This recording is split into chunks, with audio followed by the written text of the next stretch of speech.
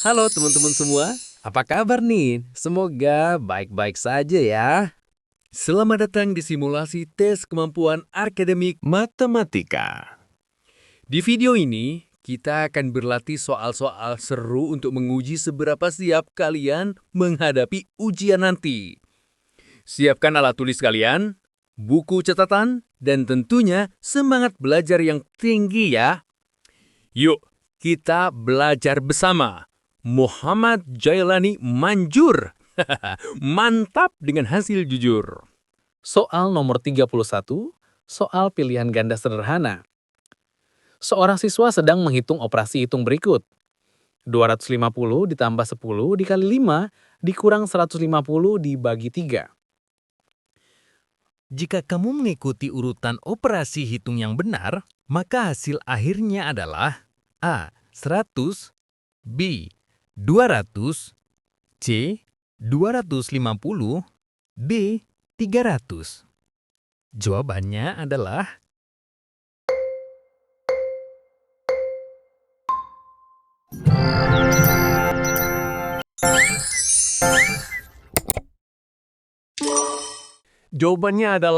C. 250.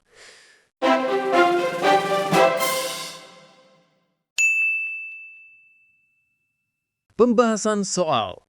Langkah pertama, karena dalam operasi hitung terdapat tanda kali dan bagi, maka kita harus mengerjakan perkalian dan pembagian lebih dulu. 10 dikali 5 sama dengan 50. 150 dibagi 3 sama dengan 50. Dengan demikian, operasi hitungnya menjadi 250 ditambah 50 dikurang 50. Langkah kedua, selanjutnya lanjutkan dengan penjumlahan dan pengurangan. 250 ditambah 50 sama dengan 300. Kemudian, 300 dikurang 50 sama dengan 250.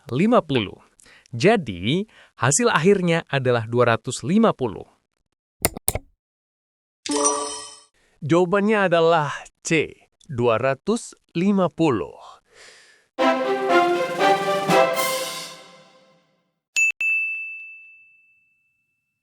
Soal nomor 32.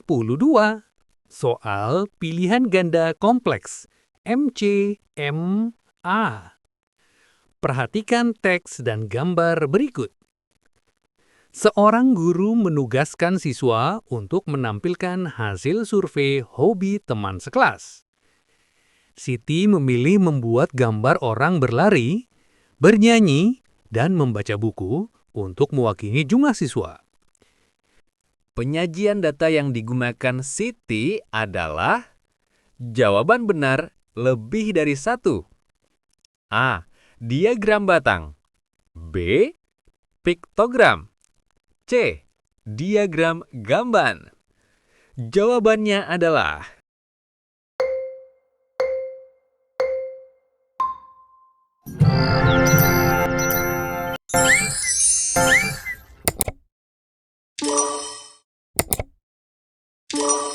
jawabannya adalah B dan C benar.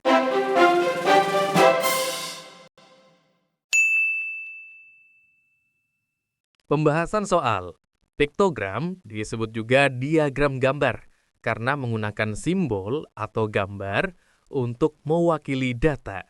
Siti menampilkan data dengan gambar. Misalnya satu gambar orang berlari mewakili satu siswa yang suka olahraga. Jadi, setiap gambar menunjukkan jumlah siswa tertentu. Cara seperti ini disebut piktogram atau diagram gambar karena menggunakan gambar atau simbol untuk menggambarkan suatu data. Kesimpulan, piktogram sama dengan diagram gambar karena keduanya memakai gambar untuk mewakili data, bukan menggunakan angka atau garis. Soal nomor 33. Soal MCMA kategori. Perhatikan teks dan gambar berikut. Pada sebuah peta, jarak antara kota A dan kota B adalah 8 cm. Skala peta tersebut adalah 1:2 juta. Artinya, setiap 1 cm pada peta mewakili 2 juta cm jarak sebenarnya di permukaan bumi. Tentukan apakah benar atau salah pernyataan berikut. A. Jarak sebenarnya antara kota A dan kota B adalah 16 km. B. Jarak sebenarnya antara kota A dan kota B adalah 16 km. C. Jarak sebenarnya antara kota A dan kota B adalah 160.000 meter. Jawabannya adalah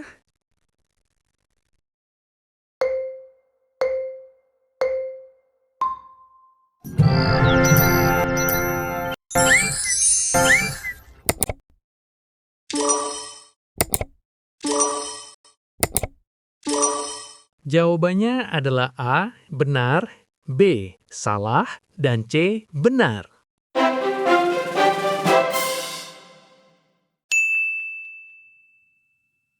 Pembahasan soal. Skala 1:2 juta artinya 1 cm di peta sama dengan 2 juta cm di dunia nyata. Oleh karena itu, 8 cm dikali 2 juta sama dengan 16 juta cm. Kemudian, karena 100 cm sama dengan 1 meter, maka 16 juta cm dibagi 100 sama dengan 160.000 meter. Selanjutnya, karena 1000 meter sama dengan 1 kilometer, maka 160.000 meter dibagi 1000 sama dengan 160 kilometer. Jadi, jarak sebenarnya antara kota A dan kota B adalah 160 kilometer. Langkah 2.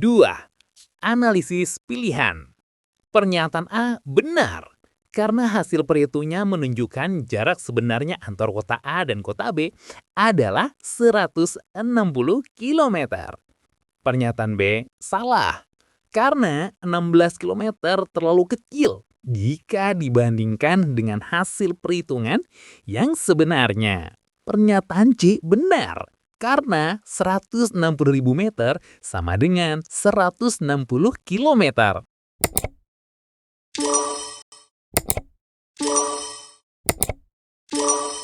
Jawabannya adalah A, benar, B, salah, dan C, benar.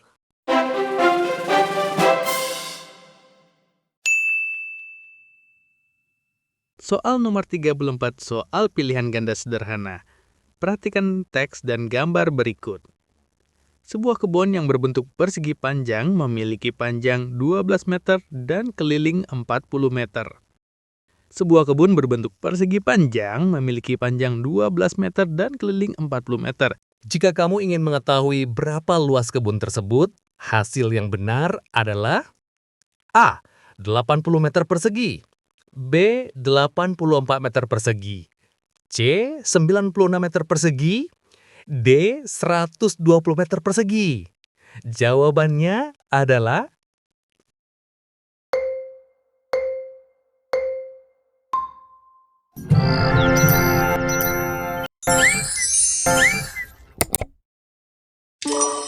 Jawabannya adalah C.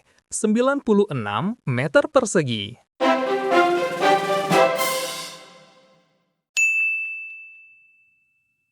Pembahasan soal. Ada sebuah kebun yang berbentuk persegi panjang. Kebun itu memiliki panjang 12 meter dan keliling 40 meter.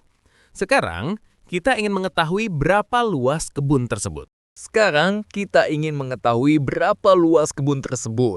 Untuk itu, kita harus mencari lebarnya terlebih dahulu dengan menggunakan rumus keliling persegi panjang. Langkah pertama, karena keliling itu berarti mengelilingi seluruh sisi kebun, maka kita menggunakan rumus keliling persegi panjang. Rumus keliling persegi panjang adalah 2 kali dalam kurung panjang ditambah lebar. Kita sudah tahu bahwa kelilingnya 40 meter dan panjangnya 12 meter, sehingga dapat ditulis menjadi 40 sama dengan 2 kali dalam kurung 12 ditambah lebar. Langkah kedua, sekarang kita hitung hasil pembagian dari keliling dibagi 2. 40 dibagi 2 sama dengan 20. Artinya, 12 ditambah lebar sama dengan 20. Langkah ketiga. Selanjutnya kita mencari berapa lebarnya. 20 dikurang 12 sama dengan 8. Jadi, lebar kebun tersebut adalah 8 meter. Langkah keempat. Sekarang kita menghitung luas kebun tersebut. Rumus luas persegi panjang adalah panjang dikali lebar. Luas sama dengan 12 dikali 8, hasilnya adalah 96 meter persegi. Jadi, luas kebun tersebut adalah 96 meter persegi. Kesimpulannya, luas kebun tersebut adalah 96 meter persegi. Artinya, jika kebun itu ditanami rumput, maka rumput yang menutupinya akan seluas 96 petak dan setiap petak memiliki ukuran 1 meter persegi. Soal nomor 35 soal pilihan ganda kompleks. Perhatikan teks dan gambar berikut. Sebuah kubus kecil memiliki volume 216 cm kubik. Kemudian, dibuat sebuah kubus yang lebih besar dengan panjang sisi 2 kali lebih panjang daripada kubus kecil. Artinya, setiap sisi kubus besar panjangnya 2 kali sisi kubus kecil, sehingga volumenya juga akan menjadi lebih besar dari kubus kecil. Sebuah kubus kecil memiliki volume 216 cm kubik. Kemudian, dibuat sebuah kubus besar dengan panjang sisi 2 kali lebih panjang daripada kubus kecil. Pernyataan yang benar adalah A. Panjang sisi kubus kecil adalah 6 cm. B. Volume kubus besar adalah 8 kali volume kubus kecil. C. Volume kubus besar adalah 432 cm kubik. Jawabannya adalah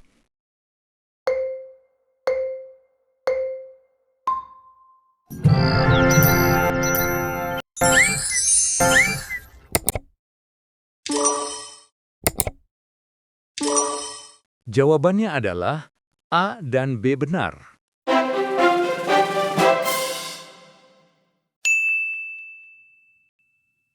pembahasan soal. Ada sebuah kubus QR seperti kotak mainan yang memiliki isi di dalamnya atau volumenya sebesar 216 cm kubik. Sekarang, kita ingin mengetahui berapa panjang sisi kubus kecil itu dan apa yang akan terjadi jika kita membuat kubus yang lebih besar. Untuk mengetahuinya, kita perlu mencari panjang sisi kubus kecil terlebih dahulu dengan menggunakan rumus volume kubus, yaitu sisi dikali sisi dikali sisi. Setelah itu, kita bisa membandingkan hasilnya dengan kubus besar yang memiliki sisi 2 kali lebih panjang. Langkah pertama, kita akan mencari panjang sisi kubus kecil. Kubus memiliki 3 sisi yang sama panjang. Rumus volume kubus adalah sisi dikali sisi dikali sisi. Karena volume kubus kecil adalah 216 cm kubik, maka panjang sisinya adalah 6 cm. Karena 6 dikali 6 dikali 6 sama dengan 216. Langkah kedua, sekarang kita membuat kubus yang lebih besar. Artinya, panjang sisi kubus besar menjadi 2 kali lebih panjang dari sisi kubus kecil. Karena panjang sisi kubus kecil adalah 6 cm, maka panjang sisi kubus besar adalah 6 cm dikali 2 sama dengan 12 cm. Langkah ketiga. Sekarang, kita menghitung isi atau volume kubus besar. Volume kubus besar sama dengan sisi dikali sisi dikali sisi. Jadi, 12 dikali 12 dikali 12 sama dengan 1728 cm kubik. Artinya, kubus besar dapat menampung 8 kali lebih banyak daripada kubus kecil. Kesimpulannya, kubus kecil memiliki panjang sisi 6 cm. Kubus besar memiliki panjang sisi 12 cm. Kubus besar memiliki volume 8 kali lebih besar daripada kubus kecil. Wah, hebat! Kalian sudah menyelesaikan simulasi TKA Matematika hari ini. Terus semangat belajar dan jangan lupa untuk selalu membaca dengan teliti. Semakin sering berlatih, semakin siap kalian menghadapi ujian sebenarnya. Sampai jumpa di latihan selanjutnya, dan tetap semangat meraih prestasi. Salam sukses untuk kalian semua. Terima kasih sudah menonton, dan wassalamualaikum warahmatullahi wabarakatuh.